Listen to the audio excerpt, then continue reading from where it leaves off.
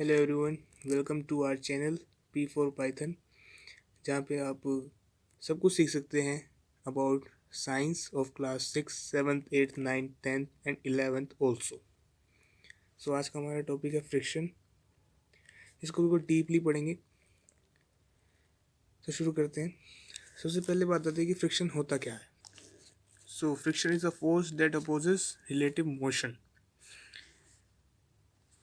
यानी कि फ्रिक्शन एक ऐसा फोर्स है जो रिलेटिव मोशन को अपोज करता है। रिलेटिव मोशन माने कि अगर एक बॉडी जो कि आगे चल रही है, ये उसका सरफेस से कांटेक्ट, तो जब ये v वेलोसिटी से आगे चलेगी तो फ्रिक्शन इस पे पीछे की तरफ फोर्स लगाएगा, और वो फोर्स किधर की डायरेक्शन में होगी? Opposite to the relative motion. यानी कि फ्रिक्शन की डायरेक्शन कहाँ होगी? Direction of friction is opposite to motion. Motion के अपोजिट डायरेक्शन में। और कैसे लगती है? टेंजेंशियल, जैसे कि आप देख सकते हैं। तो फ्रिक्शन होता है दो टाइप का, यानी कि friction is of two type. One is static and the other is kinetic. नाम से पता चल रहा है कि स्टैटिक यानी कि when body is at rest, and kinetic when body is at motion. जब बॉडी रेस्ट पे होगी, when body is at rest,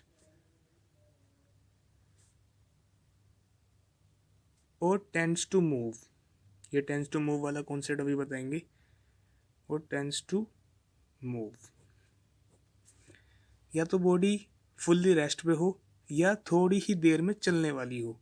यानी कि अब उसका जो कांटेक्ट है सरफेस के साथ में, यानी कि जो उस पर फ्रिक्शन लग रहा है, अब वो अपनी मैक्सिमम पोजीशन पे आ चुका है, मैक्सिमम वैल्यू पे आ चुका है। अगर थोड़ा सा भी फोर्स और लगाया गया तो बॉडी मोशन में आ जाएगी। इसे इम्पेंडिंग मोशन भी कहते हैं, when body stands to move.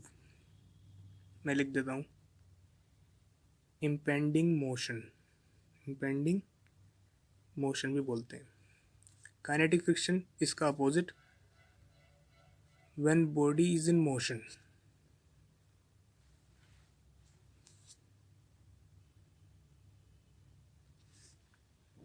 अब इन दोनों में डिफरेंस क्या है? एक तो डिफरेंस हो गया। दूसरा कि स्टैटिक फ्रिक्शन की कोई फिक्स्ड वैल्यू नहीं होती, फिक्स्ड वैल्यू नहीं होती। काइनेटिक फ्रिक्शन की एक फिक्स्ड वैल्यू होती है। यानी कि अगर हमें किसी क्वेश्चन में, या हमें क्वेश्चन दिया गया है कि आप काइनेटिक फ्रिक्शन निकालिए और उसके बाद में क्वेश्चन सॉल्व कीजिए, तो उस पूरे क्वेश्चन में काइनेटिक फ्रिक्शन की जो वैल्यू होगी वो वही ली जाएगी, कि वैल्यू सेम रहती है, और कहें तो फिक्स्ड रहती है। जैसे कि आपने देखा कि इसकी कोई फिक्स वैल्यू नहीं होती, इसी तरीके से इसका कोई फॉर्मूला भी नहीं है निकालने का। It is a self adjusting force, ये सेल्फ एडजस्टिंग होता है। तो इसकी वैल्यू एक रेंज में मिलती है, वो रेंज है या तो ज़ीरो के बराबर या ज़ीरो से ज़्यादा। और एफ लिमिटिंग यानी कि फ्रिक्शन की मैक्सिमम वैल्यू जो फ्रिक्शन लगा सकता है। तो इसके बीच में होती है कहीं ना कहीं हमारी फ्रिक्शन स्टैटिक फ्रिक्शन की वैल्यू। ठीक है, यानी कि मैं लिख सकता हूँ इसे ऐसे। अगर आपने मैथ पढ़ा है तो आप समझ सकते हैं कि या तो ज़ीरो या उससे ज़्यादा, या तो लिमिटिंग की वैल्यू मैक्सिमम, या फिर लिमिटिंग से छोटी।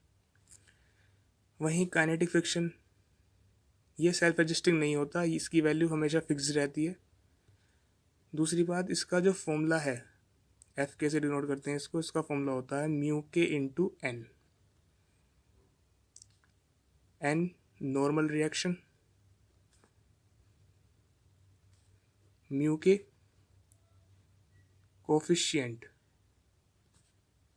Of friction. उसी तरह से एफ लिमिटिंग होता है म्यू एस इंटू एन, और यहाँ पर ये coefficient of friction normal reaction. ध्यान रखने वाली बात यह है कि स्टैटिक फ्रिक्शन का जो फॉर्मूला है वो ये नहीं होता mu S into N. Static friction तो एक रेंज में वैल्यू मिलती है, जैसे कि अगर कोई बॉडी है जिस पे आगे की तरफ 10 न्यूटन का फोर्स लग रहा है, तो फ्रिक्शन उसे कितना फोर्स दे सकता है, वो हो गया उसकी एफ लिमिटिंग। मानो आगे की तरफ 10 है, उसका म्यू एस दिया हुआ है 0.2। अगर मैं इसका एफ लिमिटिंग निकालूं, म्यू एस, इसका मास मैंने ले लिया 5 kg, म्यू एस 0.2, एन कितना, एम जी के बराबर, एम जी कितना 50, यानी कि ये आ गया 10 न्यूटन। यानी कि पीछे की तरफ भी 10 न्यूटन लगेगा, यानी कि ये बॉडी आगे भी 10, पीछे भी 10, यानी कि ये बॉडी रहेगी रेस्ट पे। ये रेस्ट पे तो है, लेकिन ये इस टाइम पे है टेंस टू मूव कंडीशन में, यानी कि अगर इस पर 1 न्यूटन और फोर्स लगा दिया तो ये बॉडी मोशन में आ जाएगी। ठीक है। अब स्टैटिक फ्रिक्शन के बारे में जो हम एक बात जाननी है वो ये है कि अगर बॉडी रेस्ट पे है, if a body is at rest, then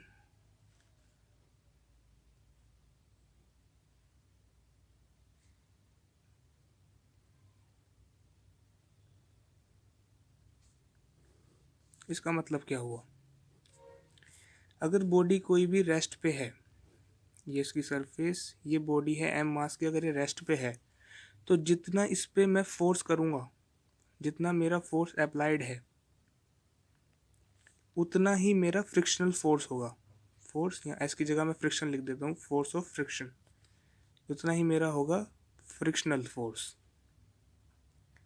जैसे कि अगर कोई बॉडी है 2 किलो की, उस पर मैंने 15 न्यूटन का फोर्स लगाया, और पीछे की तरफ सीधी सी बात है फ्रिक्शन लगने वाला है, तो अगर ये बॉडी रेस्ट पे है और ये फोर्स आप अब तो निकाल सकते हैं लिमिटिंग फ्रिक्शन की वैल्यू और पता लगा सकते हैं कि मोशन में आएगा नहीं आएगा, पर मैं एक अजम्पशन ले रहा हूँ कि ये अगर बॉडी रेस्ट पे ही रहेगी तो जितना फोर्स मैंने अप्लाई किया है 15 न्यूटन का, उतना ही यहाँ पर फ्रिक्शन की वैल्यू भी 15 ही आएगी। तो बहुत से क्वेश्चंस में ऐसा ही होगा कि आपसे पूछेगा कि बताइए ये फ्रिक्शनल फोर्स कितना होगा। तो अगर बॉडी रेस्ट पे है और आपने एफ लिमिटिंग निकाल लिया, एफ लिमिटिंग से भी बॉडी रेस्ट पे ही आएगी, तो आप अपने आप अंदाज़ा लगा सकते हैं कि अब तो जितना मैंने फोर्स अप्लाई किया है उतना ही मेरा फ्रिक्शनल फोर्स आने वाला है। तो यहाँ से आपके लिए एक इजी हो जाएगा निकालना। तो काइनेटिक फ्रिक्शन इजी है as compare to static friction, क्योंकि काइनेटिक फ्रिक्शन में जो क्वेश्चंस आते हैं उसमें सीधा सीधा पूछता है कि बताइए कि एक बॉडी जो कि मोशन में है विथ सम वेलोसिटी और मास वास दे देगा, और पीछे बता देगा कि उसमें म्यू एम जी का फ्रिक्शन लग रहा है, क्योंकि फ्रिक्शन की वैल्यू क्या होती है म्यू के इंटू एन। तो म्यू एन की वैल्यू, अगर एम मास का है तो एन की वैल्यू एम जी हो जाएगी, तो फ्रिक्शन लगेगा म्यू एम जी। और वो कुछ वेलोसिटी से चल रहा है तो उसमें आपसे वो निकालने को पूछता है कि डिस्प्लेसमेंट बता दीजिए और टाइम बता दीजिए। तो ऐसे क्वेश्चंस हम आपको नेक्स्ट वीडियो में कराएंगे स्टैटिक फ्रिक्शन पे, काइनेटिक फ्रिक्शन पे। Till then keep watching our channel and stay connected. Bye bye.